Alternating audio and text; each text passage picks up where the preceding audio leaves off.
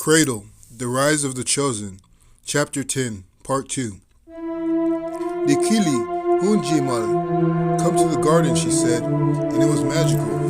There were hanging string lights on the lattices, the table was covered in a patterned radiant tablecloth with a plethora of ayuman, and they all gathered round and talked cheerily with each other. Takuma couldn't help but to feel incredibly saved at that moment, and the beautiful woman lifted her glass of Sintuol, apple juice, and said, "Three, kum kum, virito," to Takuma's first year. That night, while he laid in his bed, his heart kept skipping beats, and he kept sweating even though he took off his tunic and shorts. When he did fall asleep, it was only for a moment, and he woke to being out of breath and talking, really whispering, of doom and the white noise of the lapping waves outside. He would have been in dread if he had the capacity to function that night. And then he was in a new room. It was a rainy morning. The bed he was in was firmer and it didn't give like down pallets. In fact, it was quite odd. He got out of the bed and pulled off the white sheet and pressed his hand in the bed, and its imprint stayed for several moments. But that was completely beside the point. He had a massive window in his room, and it looked out to the behemoths of towers. It was a modern city, but it looked sick, especially with the dreary raining. He could see way down to street level, and there were sleek cars honking, turning down side streets and parked all along the avenue. His room had a television with a panel as thin as 4 sheets of paper, and a couch that was so plush it looked quite ridiculous. There was no one else there, and he could hear music from down the hallway outside of his apartment.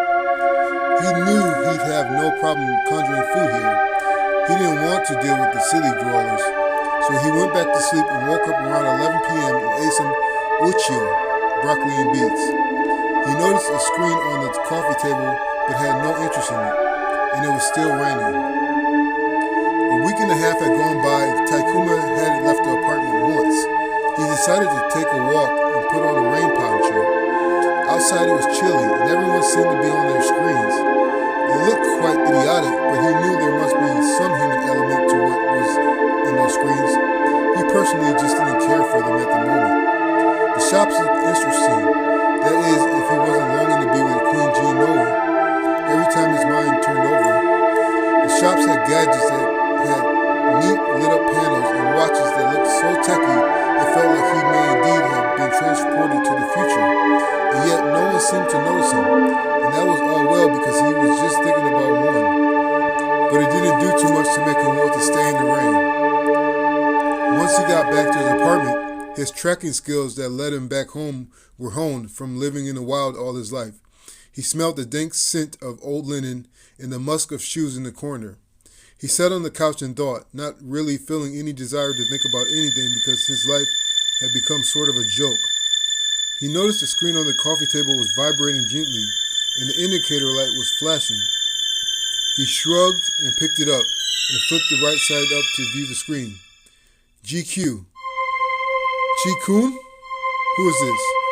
Takuma had never used the screen before, but he knew he could type on the device if he thought to it. Takuma. Uchi, Hichi, Kun. You can call me Kun. Iju. Feels like I met you before. Takuma? Gianoa? GQ. Chijiman, Kiki. Who's that? Laughing. Takuma. Yuti, Nochiloma. I miss you so much. Bino, Ayuloki. Oh, that's so sweet. Takuma. Yulo, Liki. When can I see you again? GQ. Quish Hul.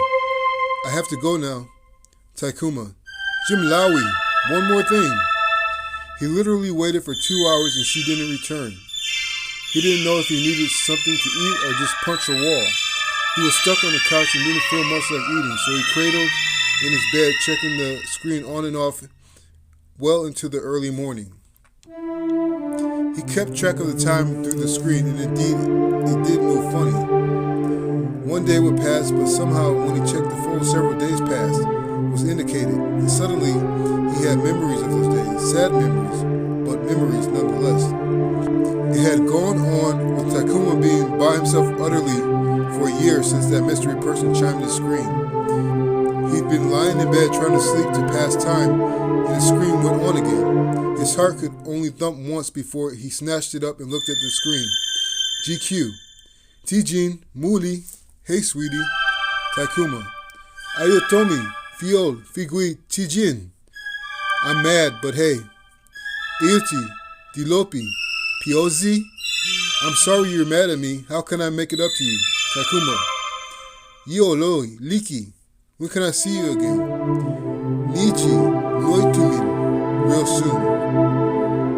He tested her and waited to respond, and she didn't. He woke the next morning to more rain.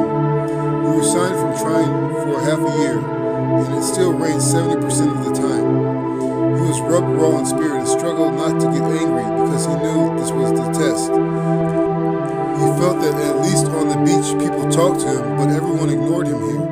And they did for 2 more years, and the mystery woman didn't text him anymore for those 2 years either. Until one day he awoke and there was a severe blizzard, and the sky was fuzzy and gray, and he knew that if he slept now, he'd be gone. He conjured 2 sleeping pills and swallowed them and looked at his screen. There was a knock on the door. He was feeling too drowsy to move, but somehow he did, and he opened the door.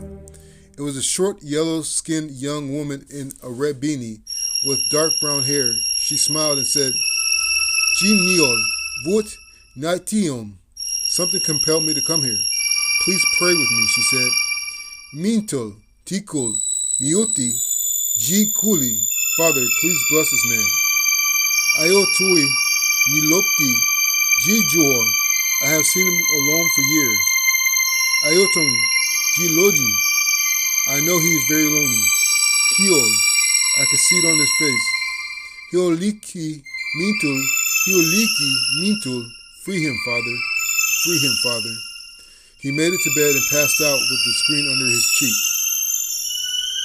He came to standing in the middle of 2 rows of stucco houses. There was a dirt and sand road or alley he didn't know, and the sun was warm on his skin.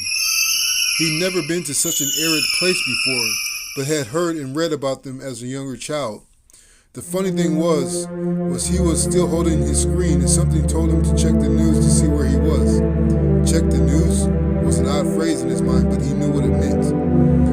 There were weird predictions about the weather in Keole. He guessed that was where he was, though he never heard of such a place. Then there was politics. Apparently the king was broaching the possibility of making his son the new king. The opera was highlighted in the feed, with Madame Yolti coming to town for a 2-week run of shows, and he scrolled and a black woman caught his eyes. It said that Queen Gianoi was spotted at the northern port on her yacht. Immediately he figured out how to use his map app and found the port they were talking about.